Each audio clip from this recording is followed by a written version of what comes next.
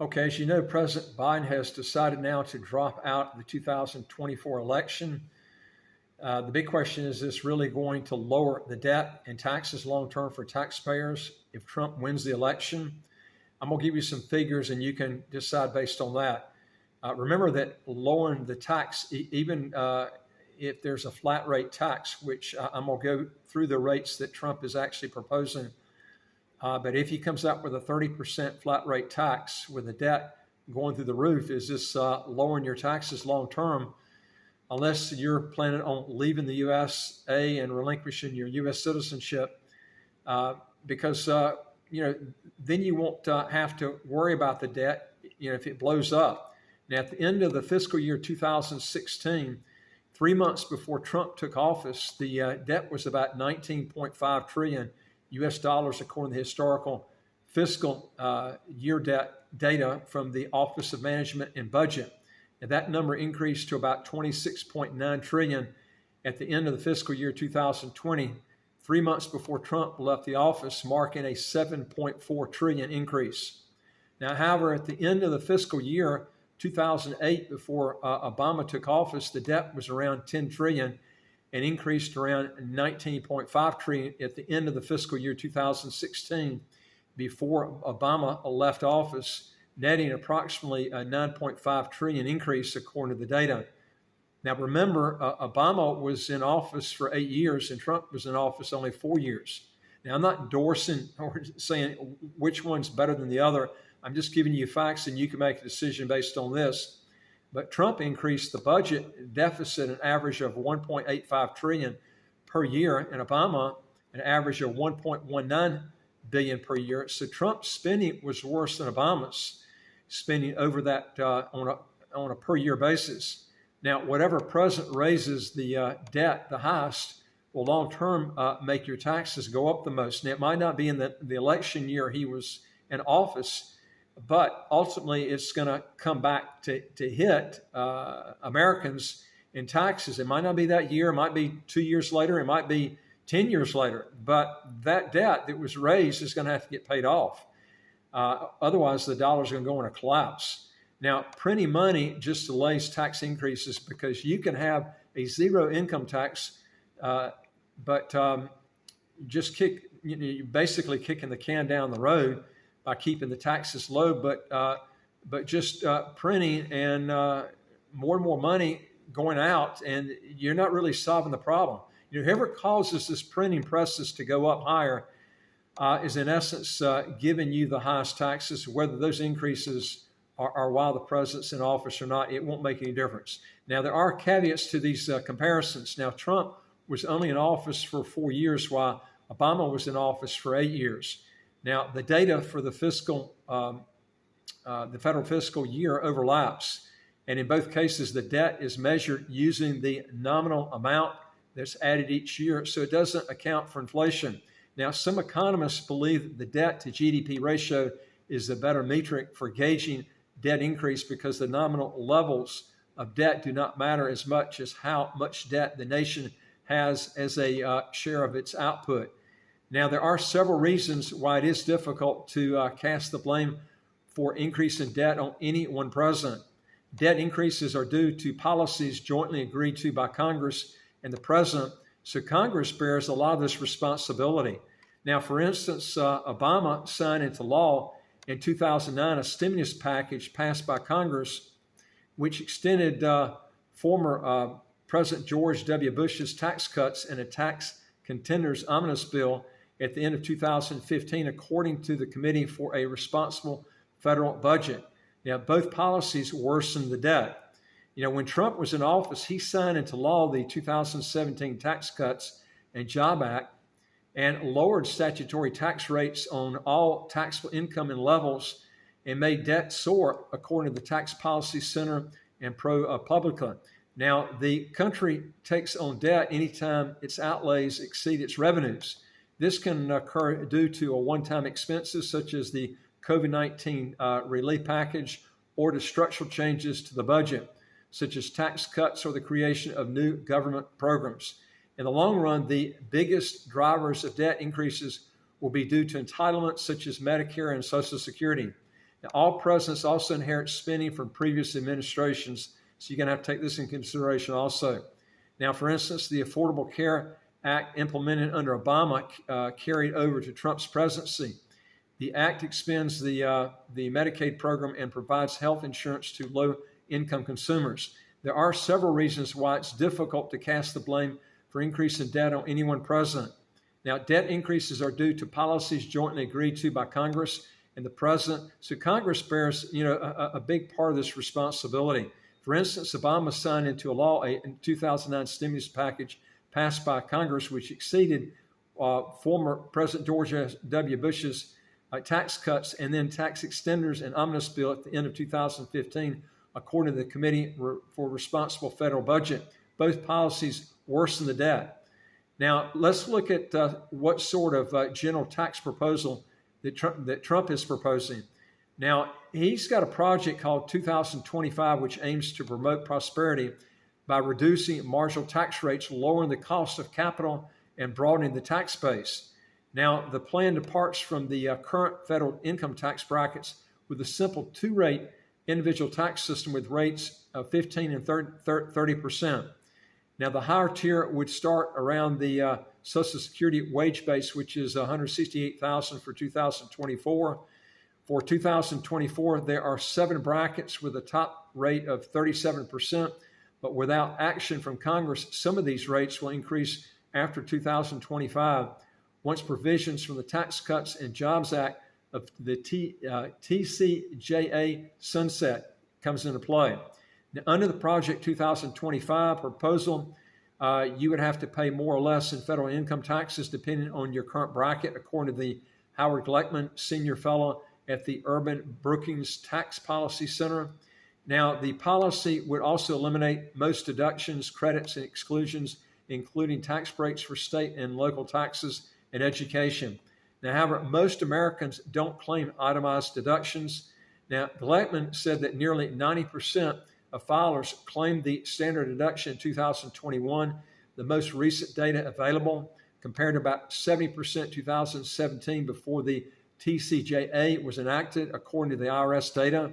Now, the fundamental reform outlined the project could include some of consumer tax levied on goods and services, such as the national sales tax, business transfer tax, and others. Because of these policies could be quite the battle to get enacted in Congress.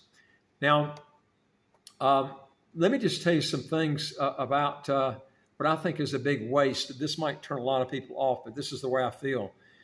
I feel like this wall has been just a tremendous waste of money. I'll tell you why. The wall is adding just billions of dollars to this debt. I think they should come out with laws similar to, not exactly, but similar to Singapore. Singapore doesn't have walls. You look at, they don't have to be as strict as Saudi Arabia, but Saudi Arabia is a good example. They don't have walls. They have strict laws, and they don't have to be as strict as Saudi Arabia. But let's take the Singapore, for instance. If you overstay your time in Singapore, they throw you in prison, they flog you, okay? And that gets back to Mexico. I don't think you're going to see too many people crossing over the border. I don't think you need a wall. If they would come out with laws, if you cross the border illegally, one time it's 10 years in prison of hard labor, and the second time it's life imprisonment. I don't think you would see anybody crossing the border, okay? And I think what they should do is get these prisons that are government run and get them where they're privatized, where you can make money. These people crossing the border, they could use as slave labor, and don't pay them a dime.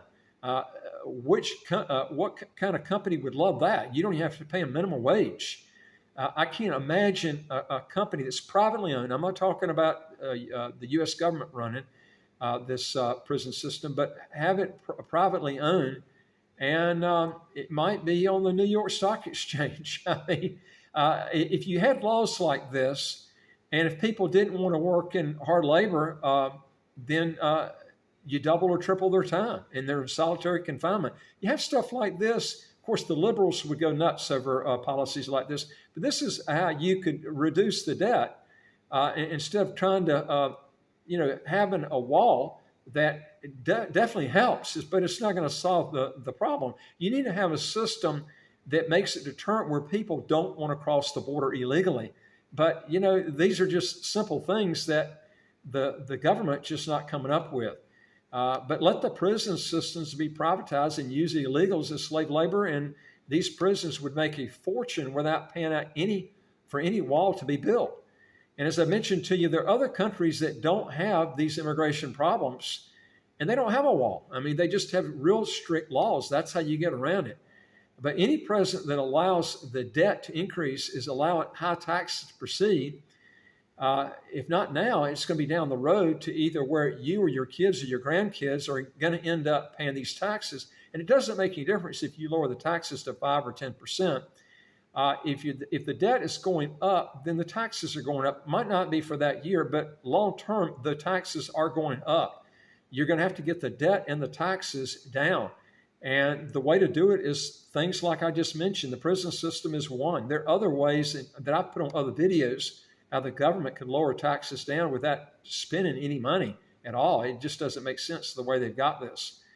But the only way you can solve the problem and escape any sort of the debt is by the debt being implemented, is to get your income taxes to zero, and is to leave the U.S. and get a residency either in a country that has a great territorial tax system or even what's called a pure tax haven, or either a non-dom program. Let me give you an example of some countries you could choose. Let's take, for instance, territorial tax systems. If you take any country in Central America would fall under this territorial tax system, except for Mexico. Mexico taxes worldwide income if you live there. These are great countries because no income is taxed outside the country. But again, you're a U.S. citizen, U.S. resident, you're going to have to relinquish your U.S. citizenship to really make this benefit.